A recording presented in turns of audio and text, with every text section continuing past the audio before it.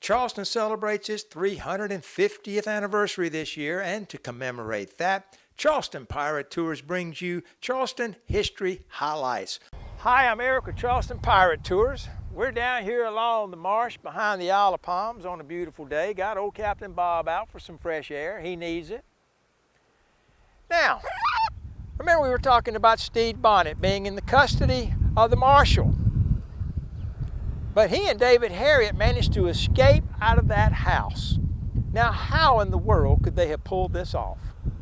It's simple. They had help. One day, the marshal just took his wife and left the house, sort of unannounced.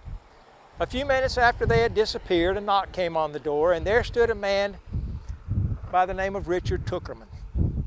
Now, Tuckerman was a local businessman, and the guards recognized him, and he said, "You know, you got an old friend of mine here. I'd like to have a little private visit with you if you don't mind, gentlemen.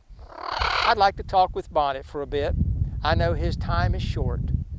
So he threw the guards a little money and said, "Go get you something to eat and drink at the tavern. I'll stay here and have my visit. Don't worry about a thing. They'll be fine." So the guards all leave. Now, who is actually Richard Tuckerman? Yeah, he was a businessman, but he also did business with pirates. He did business with the smugglers. And he knew if Bonnet ended up in a trial, well, guess what? He might start dropping names. And he certainly didn't want his name to come up. So he said, "Gentlemen, I'm getting you out of here. I've got some men sitting right out here in the harbor waiting on you.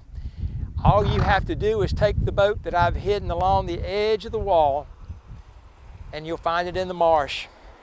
Take it out to the sailboat, my men will help you escape."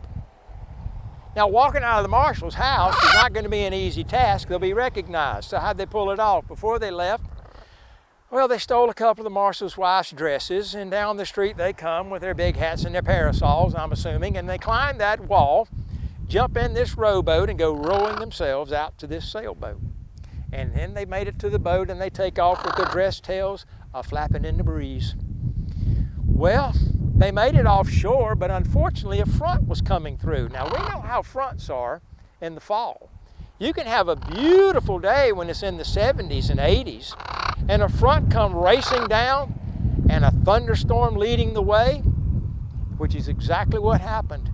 The thunderstorm forced their boat back to Sullivan's Island where it was wrecked.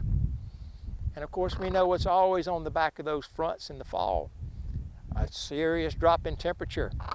And it got right chilly that night. And here they sit on the beach, wet and cold in the wind. So what do? They build a campfire. Not too smart to do when you're an escaped pirate and you're sitting on an uninhabited island to build a campfire. Well, naturally, the next day, word's out they've escaped. They fire the marshal and the guards, assuming they might have been in on all this, which maybe they were, maybe they weren't. So someone told Colonel Rhett smoke was spotted on Sullivan's Island. So he and a group of men go over to see what the smoke is all about. And near Breach Inlet, about 300 yards from where we're standing, they see that campfire over on Sullivan's Island. And as they approach the campfire, the two men that helped them escape fire at them, and they shot back and killed them, and then dashing off down the beach, and now are a couple of men in dresses.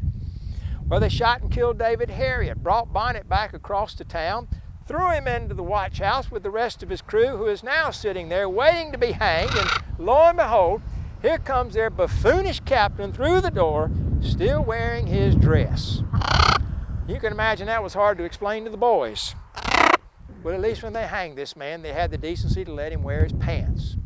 His crew was hanged on the 8th of November in 1718, and Bonnet was hanged on the 10th of December of 1718. They sun-dried them for a bit along the waterfront before leaving their sun-dried carcasses lying face down in the mud. And that was Bonnet's last trip to Charlestown. I'm Eric with Charleston Pirate Tours. Happy birthday, Charleston.